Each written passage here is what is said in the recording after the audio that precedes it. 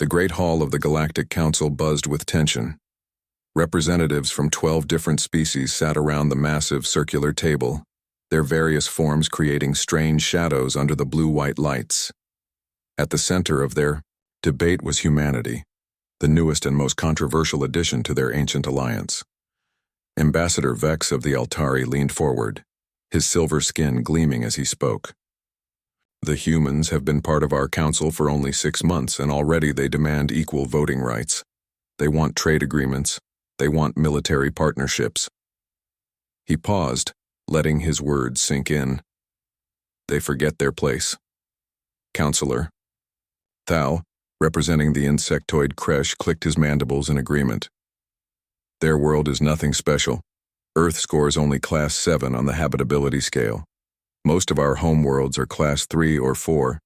These humans come from a soft, easy planet, yet they act like they belong among the great civilizations. The debate had been going on for hours. Some council members wanted to simply ignore humanity's requests. Others suggested giving them minor roles in galactic affairs. But Vex had a different idea, one that would solve their human problem permanently. Propose we give them exactly what they want, Vex said, his voice smooth and cold. They want to prove they belong among us? Let them prove it on Corath Prime. The hall fell silent. Even the translator devices seemed to pause before converting his words into the various alien languages. Corath Prime. Every species in the galaxy knew that name. It was a Class 15 Deathworld, the highest rating on the danger scale. 3 different alien expeditions had tried to establish colonies there over the past century. None had lasted more than a week. The Vrex had lost 200 colonists in 4 days. The proud Zephyrians had fled after just 2 days, leaving behind only automated distress beacons. Even the hardy silicon-based Rocklings had abandoned their attempt, after losing half their expedition to the planet's impossible conditions. You cannot be serious, whispered Elder Nira of the Peaceful Symphons. That world has killed thousands. The storms alone can strip flesh from bone. The gravity would crush most of our people. The very air is toxic. Vex smiled, a cold expression that didn't reach his dark eyes. Exactly. The humans think they're tough because they survived some small wars on their little world. They think they deserve respect because they managed to reach space. Let them try their luck on a real challenge. Counselor Bricks of the Aquatic Tidewalkers bubbled nervously. What if they actually succeed? What if they establish a colony? Impossible, Vex replied firmly. We've run the calculations. Even our best estimates give them less than a 2% chance of survival past the first week. The humans will either die quickly, or they'll flee home with their pride broken. Either way, they'll learn their proper place in the galaxy. The vote was closer than Vex had expected, but it passed. 7 species voted in favor, 4 against, with 1 abstention. The humans would be offered the opportunity to establish a colony on Corath Prime, presented as a chance to prove their worth to the galactic community. 3 weeks later, Captain Reed stood on the bridge of the colony ship Determination, reading the official mission briefing one more time. Around him, his crew worked quietly, preparing for what the Galactic Council had called humanity's greatest opportunity. Reed was a practical man in his 40s, with graying hair and steady hands. He'd served in Earth's merchant marine for 20 years before joining the colonial service. He'd seen dangerous planets before, but nothing like what the briefing described. Captain, called Navigator Hayes from her station. We're receiving the final data package from the Council. Environmental readings, atmospheric composition, surface maps, what they have of them anyway. Reed nodded. Display the basics on the main screen. The bridge's large display lit up with information that made several crew members take sharp breaths. Corath Prime was larger than Earth with nearly twice the gravity. The atmosphere was breathable but thick with industrial pollutants that would corrode most metals within days. Surface temperatures ranged from freezing to boiling depending on the weather, which changed without warning. The planet experienced acid rain, lightning storms that could last for weeks, and seismic activity that regularly reshaped the landscape. And the wildlife? Asked Dr. Stone, the expedition's chief scientist.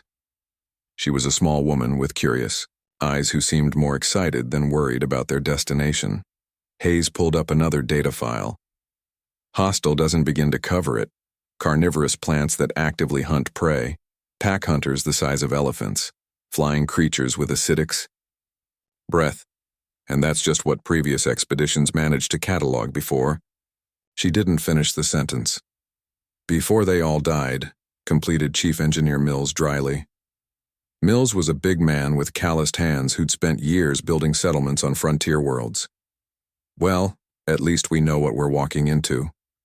Reed studied the data for a long moment. Something bothered him about this whole mission, though he couldn't put his finger on it. The Galactic Council had been surprisingly generous with this opportunity, especially given how they'd treated humanity's other requests. They'd even provided a ship and basic supplies, though Reed noticed the equipment was all older models. Reliable, but not the latest technology. "Sir," reported Communications Officer Lang, "I'm picking up the Council observation ship on long-range sensors. They're maintaining distance but following our course." "Observation ship?" Reed frowned. That wasn't mentioned in the briefing. Dr. Stone looked up from her scientific instruments. "Maybe they want to document humanity's first attempt at colonizing a Class 15 world, for historical records." Mills snorted. "Or maybe they want to watch us fail. Did anyone else notice they gave us exactly enough supplies for 6 months? Not a year, not 2 years, 6 months, like they're expecting us to give up by then." Reed had noticed the same thing. The more he thought about it, the more this felt less like an opportunity and more like a test, or worse, a trap. But 500 human colonists were counting on him to get them safely to their new home, whatever the Council's real motives might be. "How long until we reach Corath Prime?" he asked. 18 hours, sir," Hayes replied. Reed looked around at his crew. Good. People who'd volunteered for this mission despite its obvious dangers. Behind them, through the ship's corridors, were 500 more humans who'd left Earth behind for a chance at a new life. Families with children, young couples looking for adventure, older folks seeking one last frontier, scientists eager to study an unexplored world, engineers ready to build something from nothing. They'd all read the briefings. They all knew the risks. And they'd all come anyway, because that's what humans did. When faced with the impossible, they didn't back down. They figured out how to make it work. "All right, people," Reed said, his voice calm and steady. "We've got 18 hours to finalize our landing preparations. Dr. Stone, I want detailed analysis of those environmental readings. Mills, double-check all our equipment and make sure we have backup plans for when things break down. Hayes, plot us the safest possible landing approach." As his crew got to work, Reed took one last look at the data about Corath Prime. Somewhere out there, an alien observation ship was following them, probably filled with council members expecting to watch humanity's newest colony collapse within days. Reed smiled grimly. Maybe they would fail. Maybe Corath Prime would prove too much even for human stubbornness. But if the council thought humans would give up without a fight, they were about to learn something new about the species they'd so casually dismissed. The determination flew on through space, carrying 500 humans toward what the galaxy considered certain death.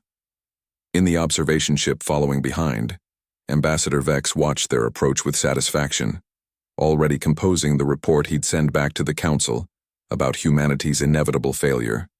Neither he nor Captain Reed could have predicted what would actually happen when humans met their first real Deathworld. The first thing that hit the humans was the smell.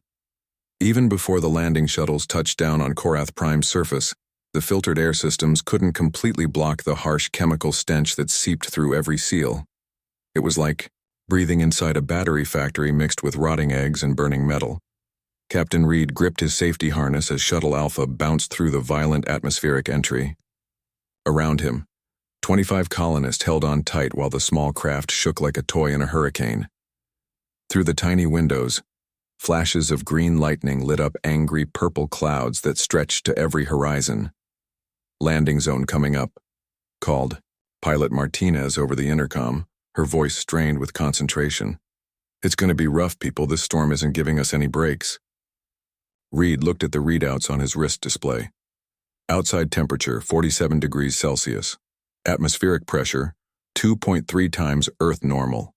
Wind speed, 85 kilometers per hour with gusts up to 120. And they were landing during what the previous survey teams had called mild weather. The shuttle slammed into the ground hard enough to rattle teeth. Through the cabin, Reed heard the hiss of the air recycling system working overtime to filter the toxic atmosphere outside.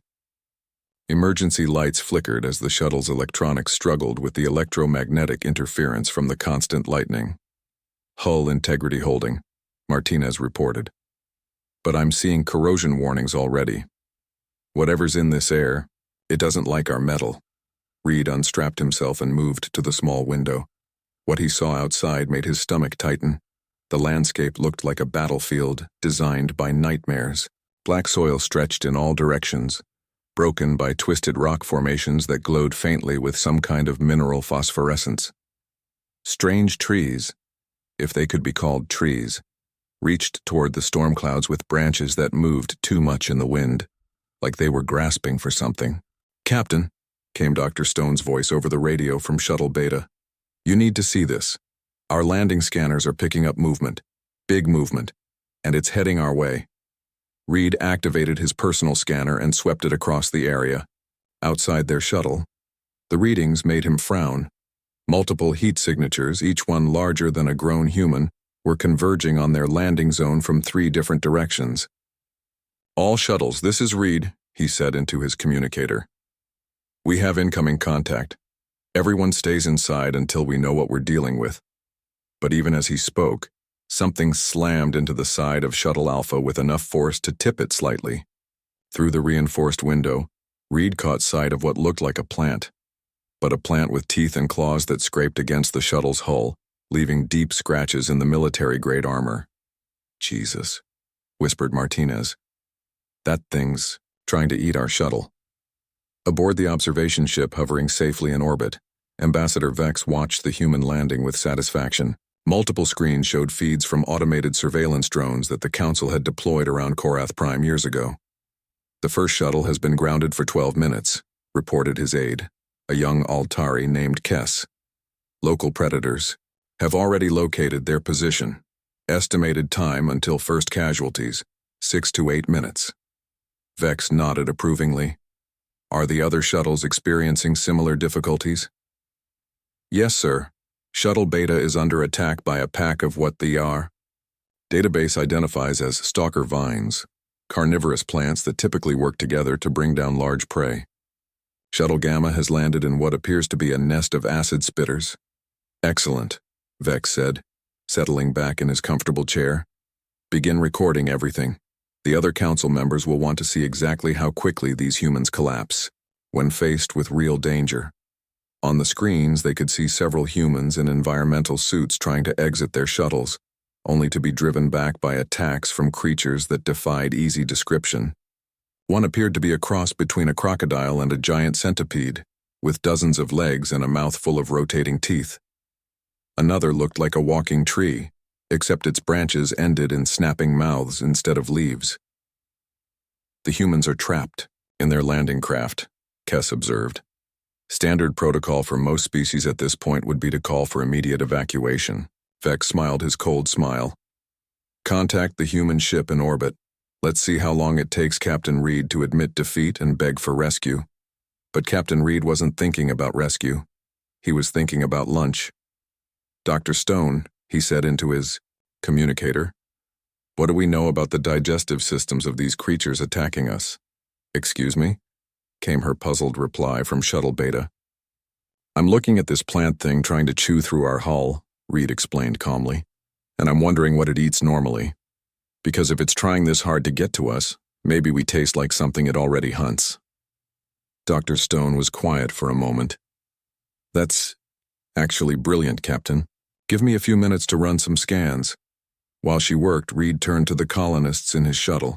They were scared. He could see it in their faces, but they weren't panicking. Marines Beck and Torres had their weapons ready. Engineer Mills was studying the hull damage with professional interest. Even the families with children were staying calm, trusting their leaders to find a solution. "Okay, people," Reed said. Here's what we're going to do. These creatures are treating us like prey, which means they're probably not as smart as they are dangerous. Mills, what would happen if we vented some of our waste heat through the hull? Mills understood immediately. Make ourselves look less appetizing? Yeah, that could work. Give me 5 minutes. Me 5. Dr. Stone, Reed continued, can you identify what these things are actually hunting? What's their normal food source? Already on it, came her reply. Fascinating, Captain. These stalker vines appear to be ambush predators that normally hunt something called tunnel borers, large underground creatures that generate significant heat signatures. If we could somehow mimic the defensive mechanisms of these tunnel borers. You mean fight back, said Marine Beck, checking his weapon. I like that better than hiding. Reed made his decision. All shuttles, this is Reed. We're not waiting for rescue. We're going on the offensive, but we do this smart. Dr. Stone, I want you to identify weak points on these creatures. Mills, prepare defensive modifications to our shuttles. Beck, Torres, and all security personnel. You're with me. For first contact, Ambassador Vex nearly dropped his drink when the first human emerged from Shuttle Alpha. Captain Reed stepped out into the toxic atmosphere of Corath Prime, wearing a basic environmental suit and carrying what appeared to be a modified mining laser. Behind him came 2 more humans armed and moving with the kind of tactical precision that made Vex uncomfortable. What are they doing? Kess asked, staring at the screens. No species has ever voluntarily exited their craft during a predator assault on Corath Prime. The stalker vine that had been trying to eat Shuttle Alpha turned toward the humans with obvious interest. It was a massive thing, easily 3 meters tall, with a trunk like a twisted tree and branches that ended in tooth-filled mouths. It should have been able to kill 3 humans without effort. Instead, Reed calmly raised his mining laser and fired a sustained beam directly at what Dr. Stone had identified as the creature's primary nervous cluster. The stalker vine made a sound like steam escaping from a broken pipe and collapsed. Effective, Reed said into his communicator, his voice perfectly steady. Dr. Stone, the neural cluster location was accurate. How many more of these things are we dealing with? Shuttle Beta is engaging 4 stalker vines, came her reply, and Vex could hear weapon fire in the background. Shuttle Gamma has 2 acid spitters, but Mills has found their digestive weak point. And Captain? Something interesting is happening. The local electromagnetic readings are actually decreasing now that we're fighting back.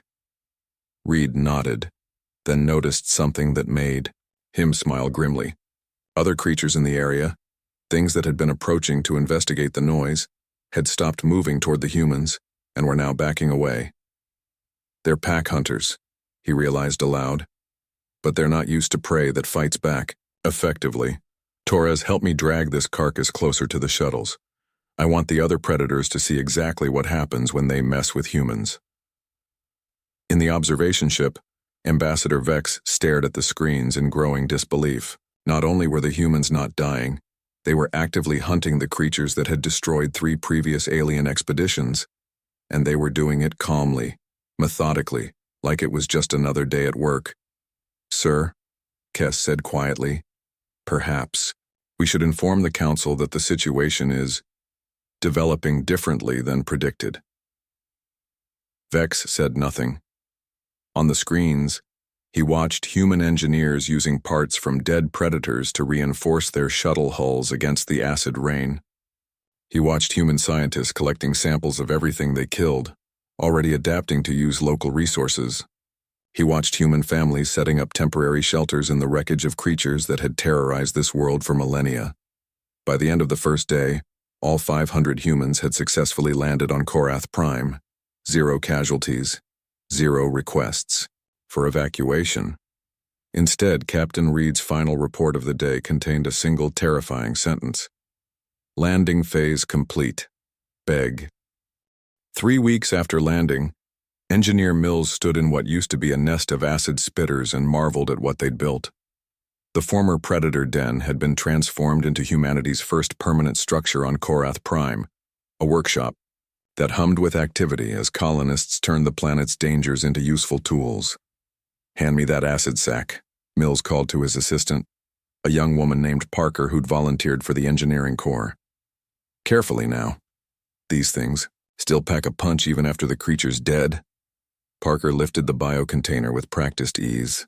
3 weeks of working with alien biochemistry had taught all the humans to handle materials that would have terrified them back on Earth.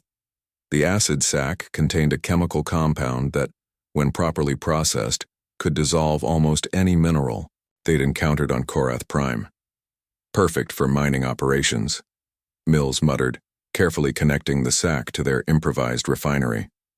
What took the Vrex months to dig, we can clear in hours.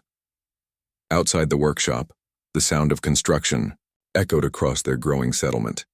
Where the first day had been about survival, the following weeks had been about adaptation. The humans had discovered something that the previous alien expeditions had missed. Corath Prime wasn't just trying to kill them, it was trying to communicate. Doctor Stone emerged from the workshop's makeshift laboratory, holding a tablet displaying her latest findings. Her environmental suit was stained with various alien chemicals, but her eyes were bright with excitement. Mills, you need to see this, she said, pulling up a complex diagram. Remember how we thought the lightning storms were random? They're not. They follow patterns based on underground mineral deposits. The planet is essentially telling us where to find the richest mining sites. Mills looked at the data and whistled low. So every time we see those green lightning clusters, exactly, concentrated rare earth deposits. The Zephyrians probably ran from storms that were actually pointing them toward the most valuable resources in the sector. Their conversation was interrupted by the arrival of Captain Reed, who walked in carrying what looked like a flowering branch. But as he got closer, both Mills and Dr. Stone could see that the flowers were actually small, tooth-lined mouths that snapped playfully at Reed's fingers. Captain, Dr. Stone said carefully, please tell me you didn't just domesticate a carnivorous plant. Reed grinned. Meet our new security system. Turns out these snap blossoms only attack creatures that produce certain stress hormones. They're basically living alarm systems. Plant them around the perimeter, and they'll only bite intruders. Mills shook his head in amazement. 3 weeks ago, plants like that were trying to eat us. 3 weeks ago, we were stressed and afraid, Reed replied. Now we're confident and settled. The local ecosystem is responding to our emotional state. It's like the planet can sense that we're not just visitors anymore, we're residents. This was the pattern that had emerged across their settlement. What the Galactic Council had classified as impossibly hostile was actually a complex ecosystem that responded to the behavior and attitude of new arrivals. Previous alien expeditions had approached Corath Prime with fear and desperation, triggering aggressive responses from the native life forms. But humans had approached it with curiosity and determination, and the planet had responded differently. Marine Beck jogged back into the settlement, returning from his morning patrol with a string of what looked like rainbow-colored fish slung over his shoulder. Except these fish had wings and could breathe fire when threatened. Breakfast is served, he announced to the group of colonists gathered around the central cooking area. Flame fishers, caught fresh from the thermal vents. Dr. Stone, you were right about the spice glands. They taste like nothing we've ever had on Earth. Beck had adapted to Corath Prime better than anyone expected. The former military man had discovered that the planet's dangerous wildlife responded well to confident, respectful hunting practices. Instead of trying to eliminate threats, he'd learned to work with the ecosystem's natural patterns. Any trouble out there? Asked Torres, who was working on expanding their communications array. Spotted a pack of tunnel crawlers about 2 kilometers east, Beck reported. But they kept their distance. I think word is spreading among the local wildlife that humans aren't easy prey. This wasn't just Beck's imagination. Dr. Stone had documented behavioral changes in dozens of species around their settlement. Predators that had been aggressively territorial were now maintaining respectful distances. Scavengers were actually helping clean up areas around human structures. Even the notorious stalker vines had begun growing in patterns that seemed designed to provide natural windbreaks for the human buildings. It's like the planet is adapting to us at the same time we're adapting to it, Dr. Stone had written in her daily reports. Rather than seeing us as an invasive species, Corath Prime appears to be treating us as a new type of native life form. In the observation ship, Ambassador Vex paced back and forth in front of the monitoring screens, his silver skin flushed with frustration. The daily reports from the surveillance drones painted a picture that contradicted everything the Galactic Council thought they knew about Class 15 Deathworlds. "Show me the population count again," he demanded. Kess pulled up the latest data. 547 humans currently on the surface, sir. That's up from the original 500. Up? Vex stopped pacing. How is it up? Births, sir.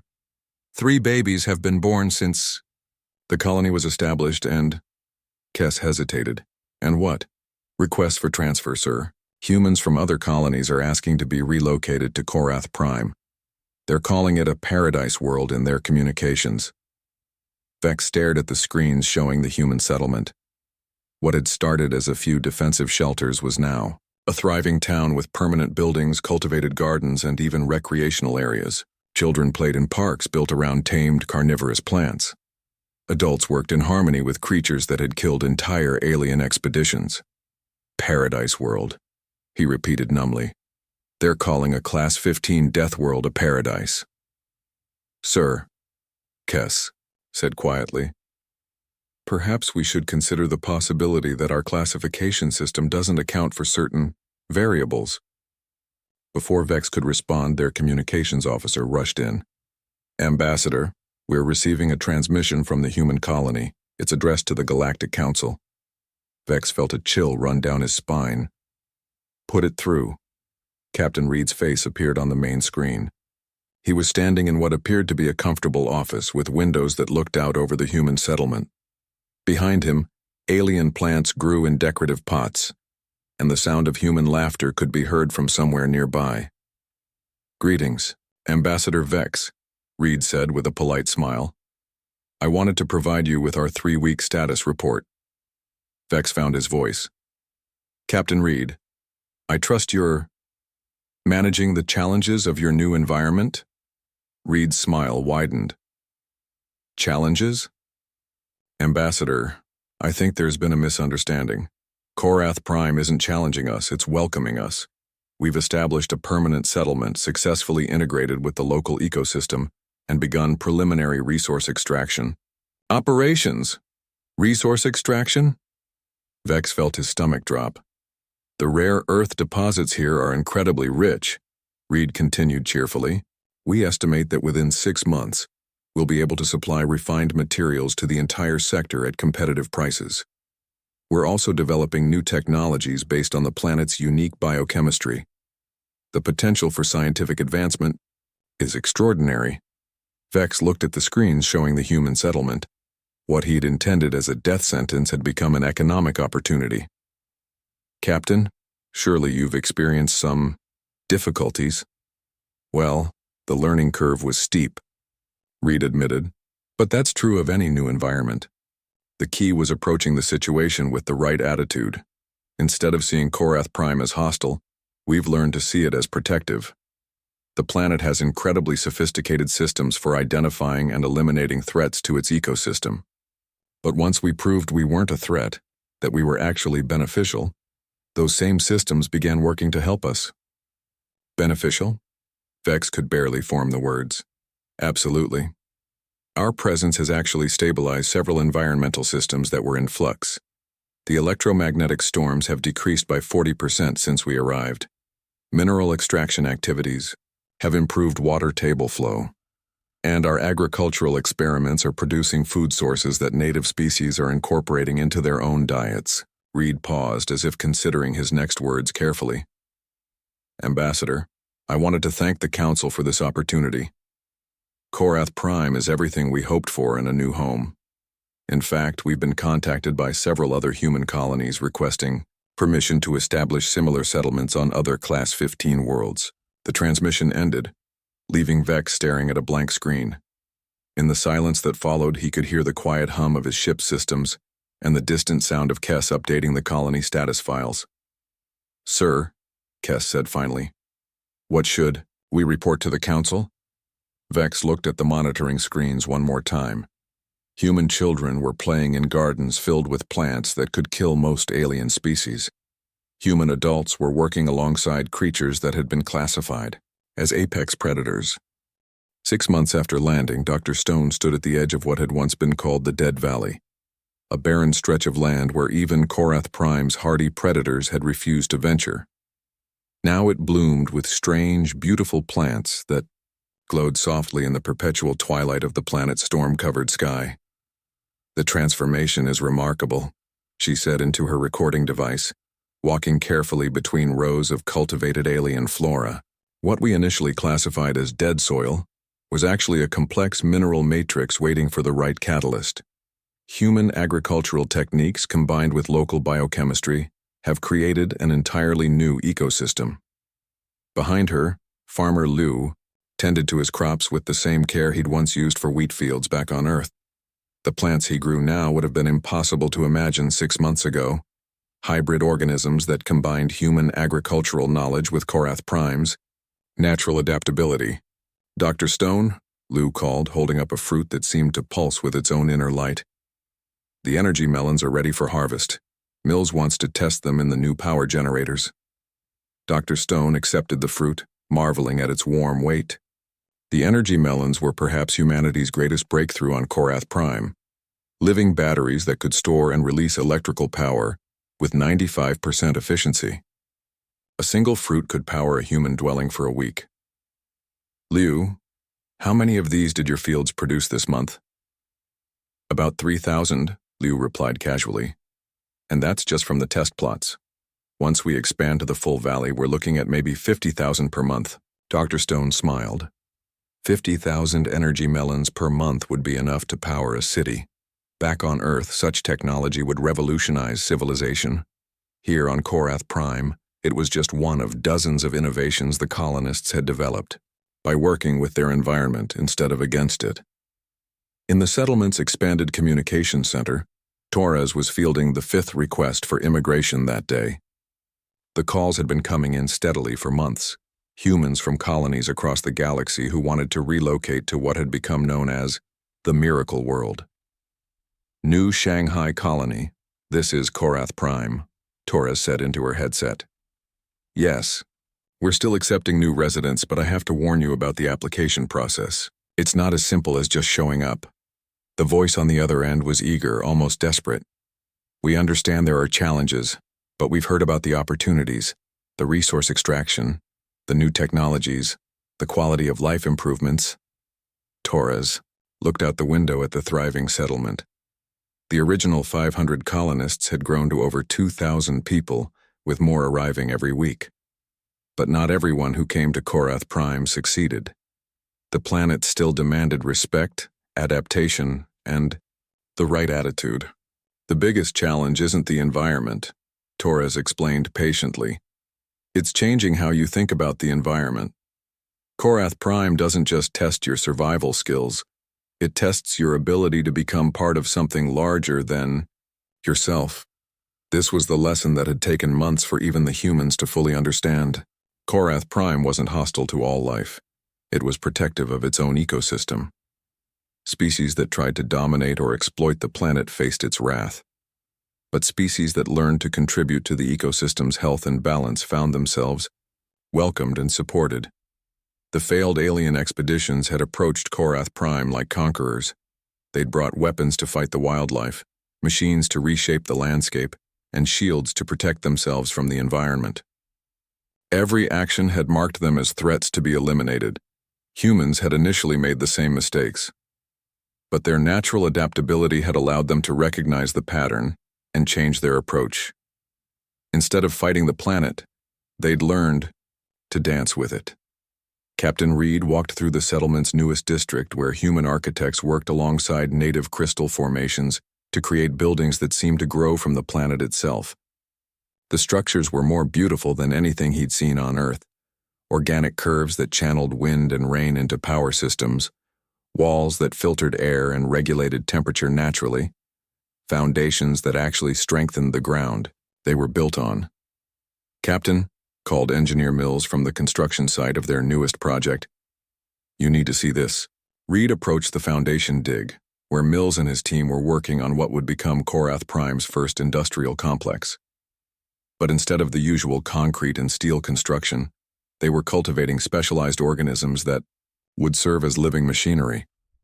"We've successfully bred the processor colonies," Mills explained, pointing to what looked like a pool of shimmering metallic liquid.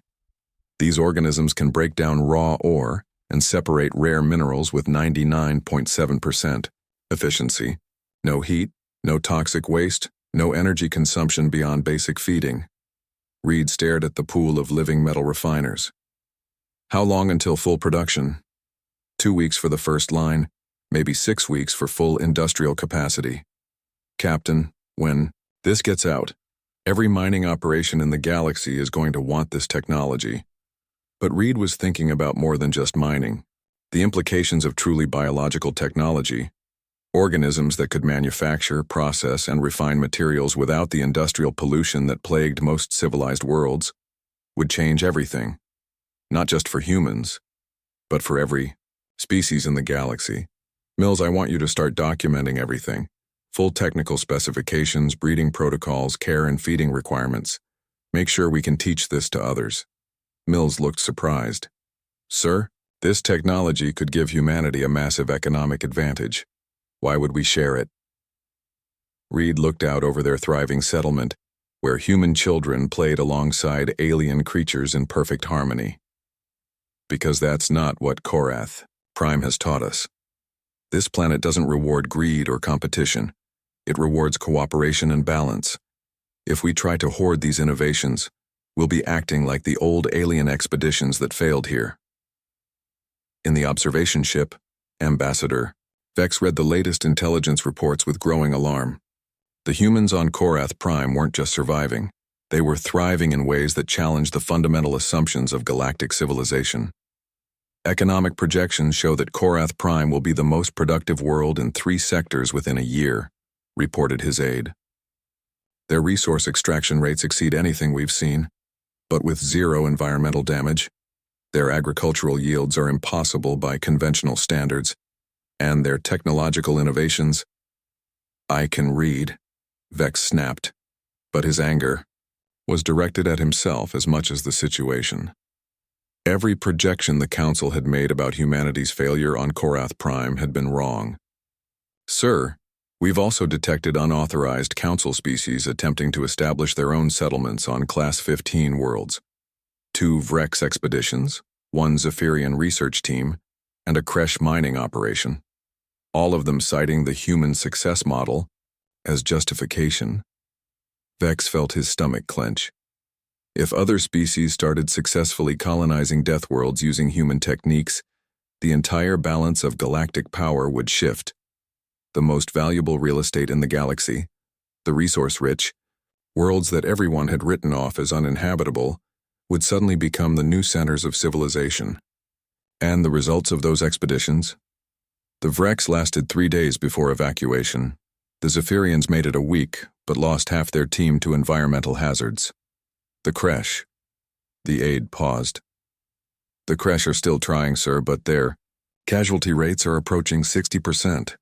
Of course they were failing." Vex understood now what he'd missed before. The humans hadn't succeeded on Corath Prime because they were tougher or more advanced than other species. They'd succeeded because they'd approached the challenge with a fundamentally different mindset. "Sir," the aide continued quietly, "there's something else. We've been monitoring communications between human colonies. They're planning to establish settlements on 12 more Class 15 worlds within the next 2 years.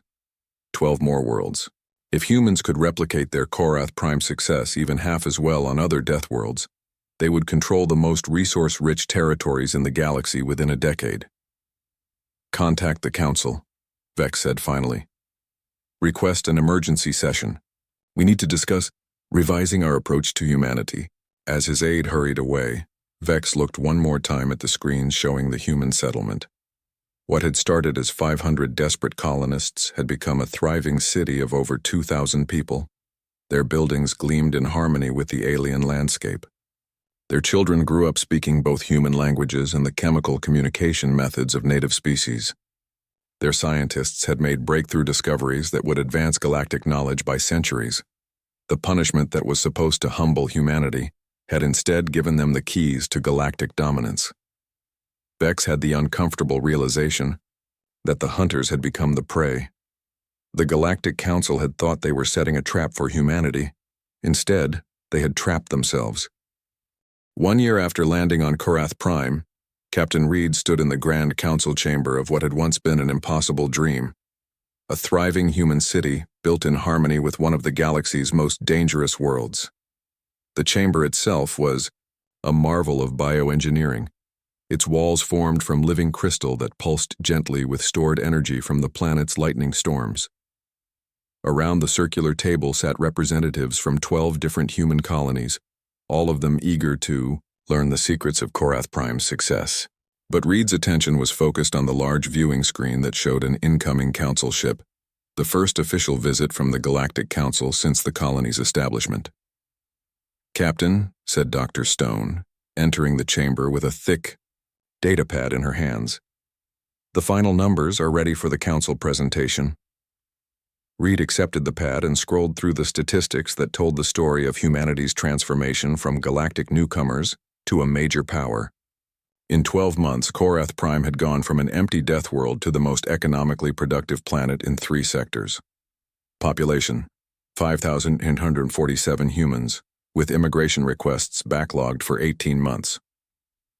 Resource production: 340% above galactic. Average for similar-sized colonies. Technological innovations: 67 major breakthroughs including biological manufacturing, living energy storage, and symbiotic construction methods. Environmental impact: net positive. The planet's ecosystem was healthier than it had been in centuries. Most importantly, Dr. Stone added, we've had 0 major accidents, 0 environmental disasters, and 0 conflicts with native species in the past 6 months. Corath Prime isn't just supporting human life, it's actively helping us thrive. Reed looked out the chamber's massive windows at the city beyond. Human children played in parks where carnivorous plants had learned to provide shade and protection. Human workers collaborated with alien organisms in factories that produced goods without pollution.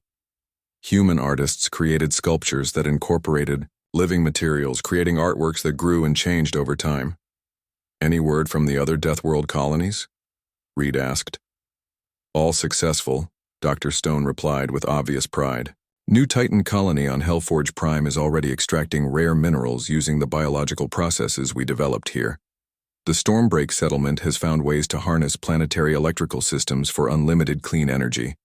And Deepwater Colony has established the first underwater human city, using symbiotic relationships with aquatic predators." Each success story represented the same pattern. Humans approaching impossible environments with curiosity instead of fear, adaptation instead of domination. Where other species saw death traps, humans saw opportunities for partnership. Ambassador Vex stepped off the council transport shuttle, feeling like a man walking to his own execution. The year since the human experiment began had been the most humiliating of his long career. What was supposed to be a simple lesson in humility had become a disaster for the established galactic order. The human settlement that greeted him was unlike anything in his experience. Instead of the typical colonial outposts, sterile domes and defensive barriers, he saw a city that seemed to have grown naturally from the planet itself. Buildings curved and flowed like living things. Gardens bloomed with impossible beauty. The very air hummed with energy that felt both alien and welcoming. "Ambassador Vex." Captain Reed approached with a warm smile and an extended hand, the human gesture of greeting that Vex had learned to expect. "Welcome to Corath Prime. I hope you'll find your stay enlightening." Vex accepted the handshake, noting that Reed's grip was firm but not aggressive. This was confidence, not hostility. "Captain Reed, I must admit your settlement is more extensive than our intelligence suggested." "Intelligence?" Reed laughed, a sound that Vex found oddly comforting despite himself. "Ambassador, we've been sending detailed reports to the Council every week for a year. Nothing here is secret. In fact, we've been hoping the Council would visit sooner. We have so much we'd like to share." As they walked through the settlement, Vex found himself constantly surprised. Children of multiple species played together. Not just human children, but young aliens whose families had requested permission to live in the human settlement. Markets sold goods that represented fusion of human innovation and alien biology. Artists from across the galaxy had come to study the new forms of living architecture. This wasn't what we expected, Vex admitted. Reed nodded thoughtfully. I imagine not. When you sent us here, you were thinking like conquerors. You assumed we'd try to dominate this world, and when that failed, we'd either die or flee. But humans don't think like conquerors, Ambassador. We think like partners. They stopped at an observation platform that overlooked the city's industrial district. Instead of the smokestacks and pollution that marked most galactic manufacturing centers, Vex saw gentle organic structures that seemed to breathe with the planet's natural rhythms. How? Vex asked simply. We listened, Reed replied. Every world, every ecosystem, every environment has its own needs and patterns. Instead of trying to impose our will, we learned to work within those patterns. Corath Prime didn't want to kill us. It wanted to test us. Once we proved we could be beneficial partners rather than destructive parasites, everything changed. In the Council Transport's communication center, Vex composed the most difficult report of his career. Around him, his staff worked quietly, all of them understanding the implications of what they'd witnessed. The humans have not simply survived on Corath Prime, he dictated to his recording device. They have transformed it into the most successful colony in recorded galactic history. More significantly, they have developed technologies and techniques that render our current understanding of planetary classification obsolete. He paused, looking out at the human city through the transport's windows. Even from orbit, he could see the gentle glow of energy systems, the organic flow of transportation networks, the integration of natural and constructed elements. The humans are currently planning to establish settlements on 47 additional Class 15 worlds within the next 5 years. Early reports from their existing Deathworld colonies suggest success rates approaching 100%. If these projections prove accurate, humanity will control the most resource-rich territories in the galaxy within a generation. The political implications were staggering. For millennia, the Galactic Council had been built on the assumption that Class 15 worlds were uninhabitable. Entire economic systems depended on the scarcity of resources that could only be safely extracted from less dangerous planets. If humans could successfully colonize and develop Deathworlds, they would control resources that dwarfed the combined wealth of all existing Council species. Furthermore, Vex continued, the humans have expressed willingness to share their techniques with other species. They have already begun accepting non-human residents in their settlements and have offered to provide training and support for other species attempting Deathworld colonization. This was perhaps the most unsettling aspect of the entire situation. Instead of using their advantages to dominate other species, humans seemed genuinely interested in cooperation and mutual benefit. It was an approach to galactic politics that none of the Council species had anticipated. Captain Reed stood in the same landing zone where the first human shuttles had touched down 1 year earlier. The scorched earth and acid-scarred rocks had been replaced by a beautiful garden where human children played alongside young creatures that would have terrified the original colonists. Beside him, Ambassador Vex prepared to board his transport, back to the Council chambers where he would deliver his report. The ambassador's silver skin had lost some of its metallic sheen, and his dark eyes held a thoughtful expression that hadn't been there when he arrived. Captain, Vex said as his shuttle prepared for departure, the Council will likely offer humanity a formal apology for this experiment. They may also offer relocation assistance to move your people to more suitable worlds. Reed smiled and shook his head. Ambassador, with all due respect, we're exactly where we want to be. Corath Prime isn't our punishment. It's our home. And as for more suitable worlds, he gestured at the thriving settlement around them. I can't imagine anywhere more suitable than this. Vex nodded slowly. The Council also wanted me to ask about your expansion plans. There are concerns about humans claiming too many Deathworlds too quickly. No claims necessary, Reed replied. Easily. Any species that wants to learn our methods is welcome to try. We'd be happy to provide guidance and support. The galaxy is big enough for all of us to find suitable homes." As Vex's shuttle lifted off, Reed remained in the garden, watching alien children chase butterfly-like creatures that glowed in the perpetual twilight. Around him, the city hummed with the quiet energy of successful partnership between human innovation and alien environment. The Galactic Council had thought they were teaching humanity a lesson about their place in the galactic hierarchy. Instead, they had accidentally given humans the tools to reshape that hierarchy entirely. But perhaps most importantly, they had discovered that humanity's greatest strength wasn't their adaptability or their persistence or their technology. It was their ability to turn enemies into friends.